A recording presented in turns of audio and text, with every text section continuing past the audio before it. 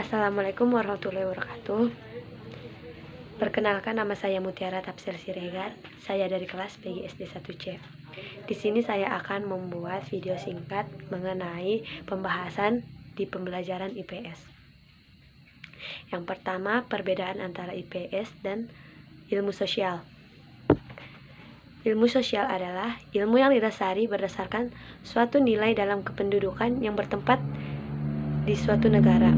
Ilmu pengetahuan sosial lebih diartikan dengan penelaahan atau kajian tentang masyarakat.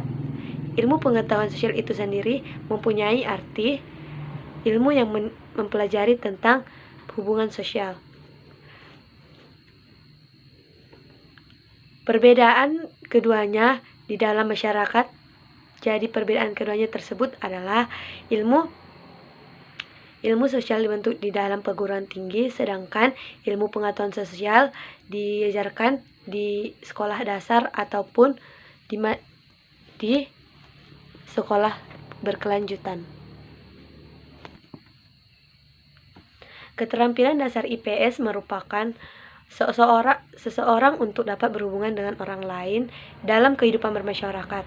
Sedangkan keterampilan sosial IPS adalah keterampilan untuk berinteraksi, berkomunikasi, dan berpartisipasi dalam masyarakat. Ada beberapa konsep di dalam pelajaran IPS, yaitu konsep sejarah, sosiologi, antropologi, ekonomi, geografi, psikologi, dan ilmu politik.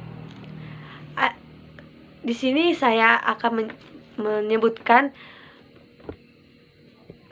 dan menjelaskan beberapa konsep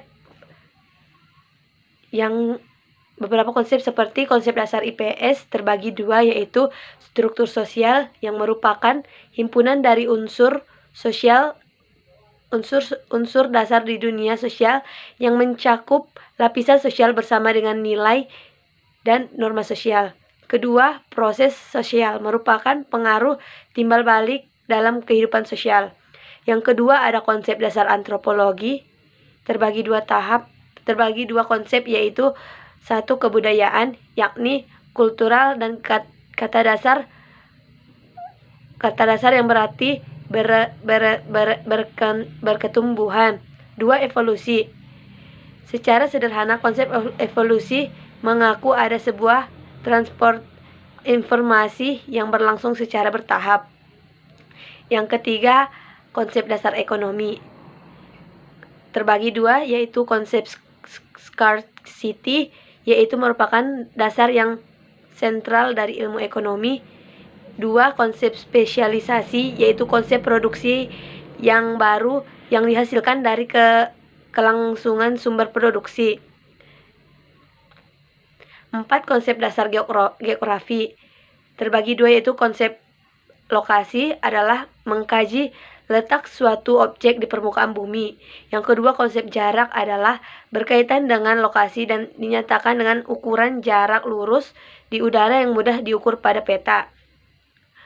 Selanjutnya, konsep dasar ilmu politik terbagi dua, yaitu satu, negara. Negara adalah suatu organisasi dalam suatu wilayah yang mempunyai kekuasaan tertinggi yang sah dan yang ditaati oleh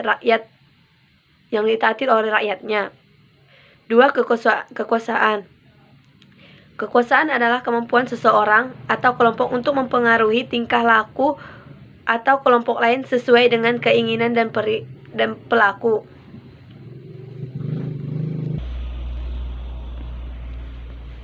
Pembahasan selanjutnya yaitu mendeskripsi aneka ragam suku, bangsa, adat, istiadat, dan pembauran di Indonesia.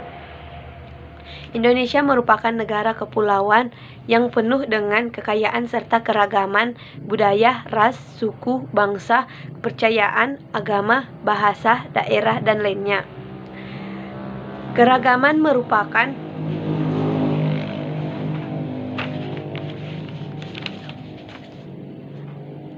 suku-suku bangsa yang tersebar di Indonesia merupakan warisan sejarah. Meskipun kaya akan keagamaan, namun mereka tetap satu Indonesia. Kemajuan itu terjadi dalam suatu ikatan bangsa.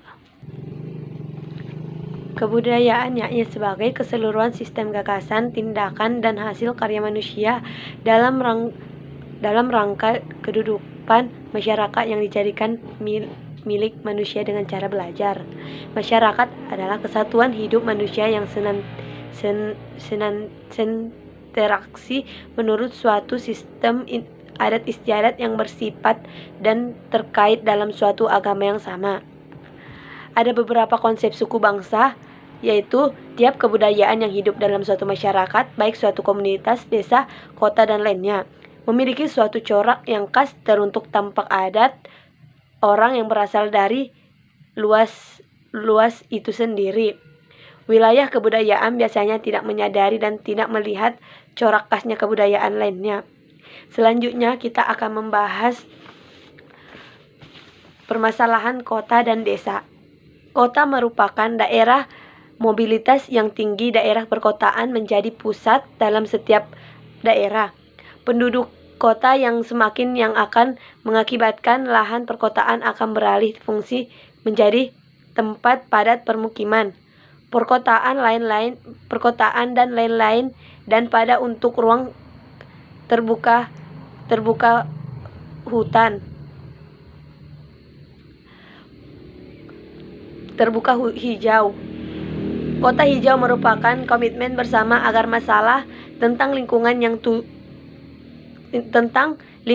hijau dapat teratasi, kebutuhan akan lingkungan yang nyaman dan aman serta asri menjadi harapan setiap kota di Indonesia. Kota adalah sebuah area urban yang berbeda dari desa, penduduk, kepentingan, atau status hukum. Ciri-ciri kota merupakan Bintaro dibedakan menjadi dua, yaitu satu, ciri-ciri fisik, yaitu sarana perekonomian seperti pasar ataupun supermarket. 2, tempat rekreasi dan olahraga. 3, tempat parkir yang memadai. 4, alun-alun.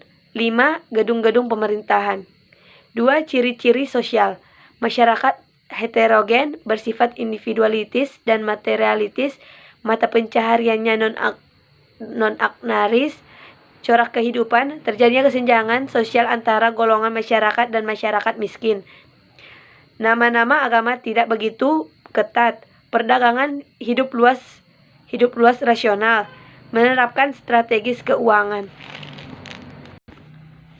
Sedangkan permasalahan desa merupakan suatu organisasi pemerintah yang secara politik memiliki kewarganegaraan tertentu untuk mengurus dan mengatur warga atau kelompok menurut Undang-Undang Nomor 6 Tahun 2014. Desa diartikan sebagai berstatusan masyarakat hukum yang memiliki batas wilayah yang berwenang untuk mengatur dan mengurus urusan pemerintahan kepentingan masyarakat berdasarkan pelaksanaan masyarakat. Posisi desa memiliki peranan penting dalam menunjang kesuksesan pemerintah nasional secara luas. Bukan desa merupakan garda terdepan dalam menggapai keberhasilan dan segala area dan program dari pemerintah. Mungkin cukup sekian penjelasan yang dapat saya jelaskan. Jika ada kata-kata yang salah, saya mohon maaf. Saya akhiri dengan Assalamualaikum warahmatullahi wabarakatuh dan terima kasih.